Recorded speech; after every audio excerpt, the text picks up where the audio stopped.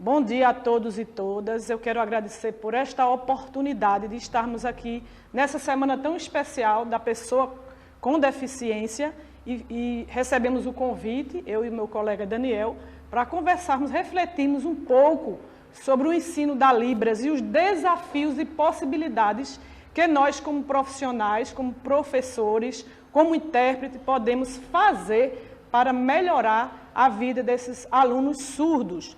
Então, temos cerca de 10,7 milhões de pessoas surdas no Brasil.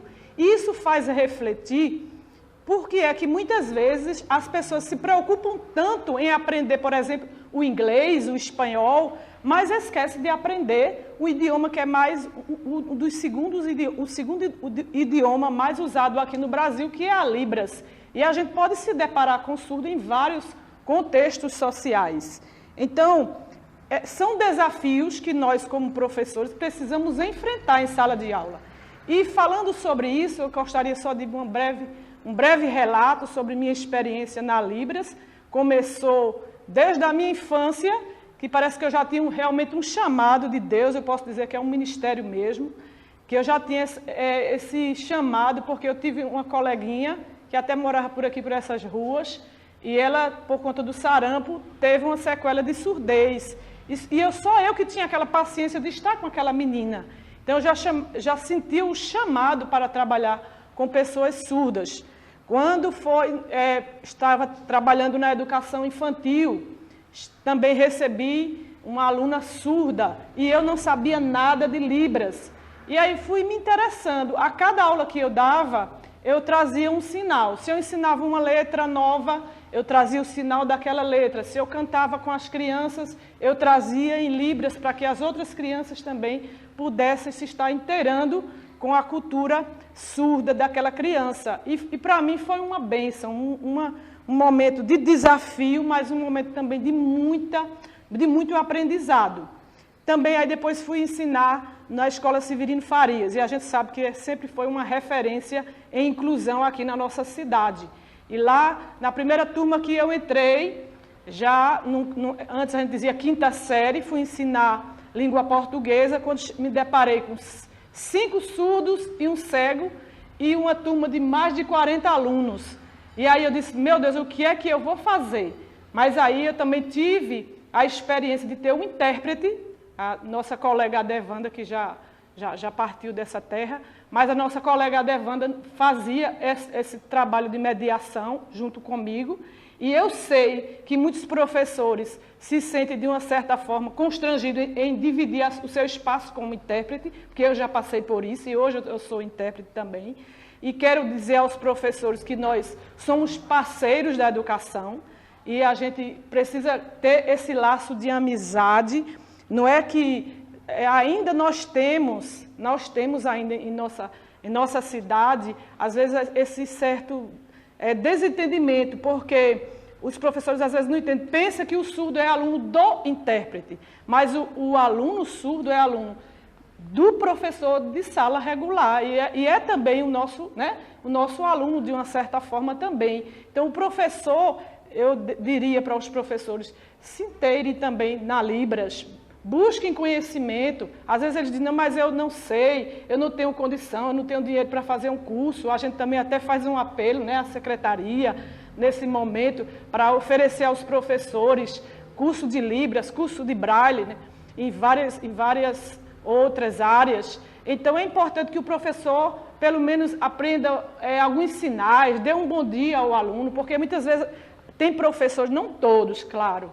Eu até quero tirar o chapéu para os meus colegas da Escola Ermelinda, que nesse tempo de pandemia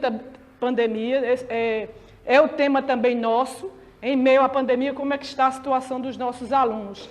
Eu tenho tido esse diálogo muito bom com a direção, com a coordenação da escola, com os nossos professores, e eu tenho pedido, professores, procurem videoaulas em Libras para facilitar a compreensão do aluno surdo, porque eles têm uma dificuldade muito grande, eles precisam ter o contato visual para poder a gente passar para ele o conteúdo, a matéria. Então, quando o professor se preocupa, aí a gente tem essa parceria maravilhosa entre professor e intérprete, pesquise, nem que seja as palavras-chave do seu conteúdo.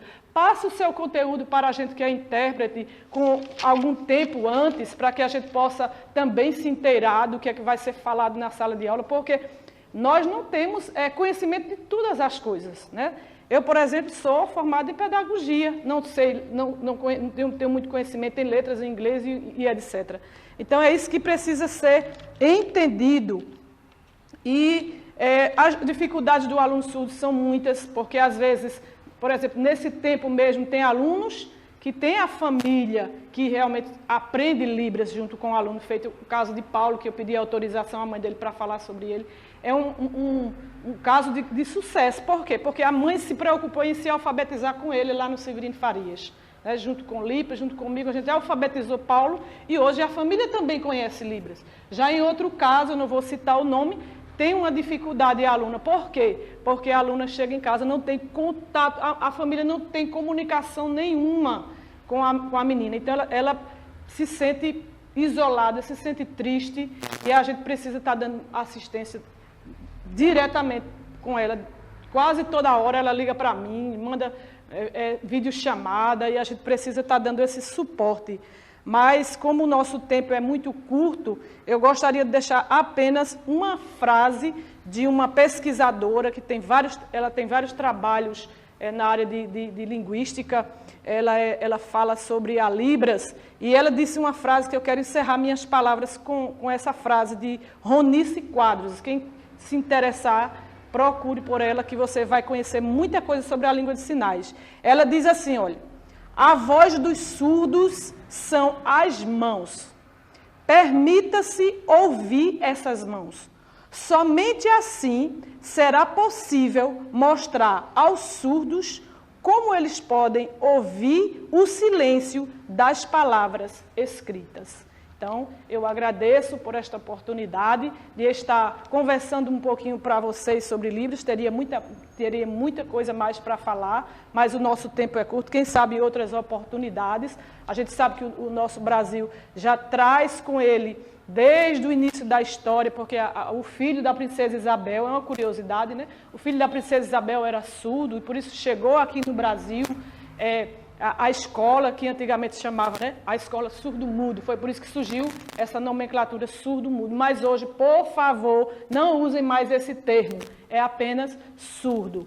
E eu quero deixar a oportunidade para meu colega falar um pouco das leis aqui que traz para essa semana tão importante e deixar essa palavra para todos nós, professores, educadores, toda a comunidade, a palavra cativar, porque tem uma musiquinha bem curtinha que diz assim: uma palavra perdida, já quase esquecida, me fez despertar, contendo 7 letrinhas que todas juntinhas se lê cativar.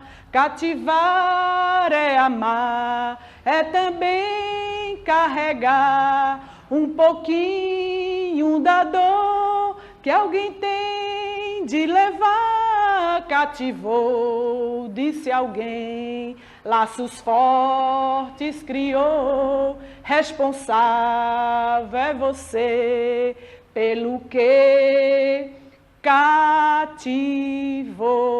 Que possamos cativar esse amor pela pessoa com deficiência e principalmente, né, pela pessoa surda, que é o que nós estamos tratando neste momento. Eu agradeço a oportunidade e passo a palavra ao meu colega Daniel.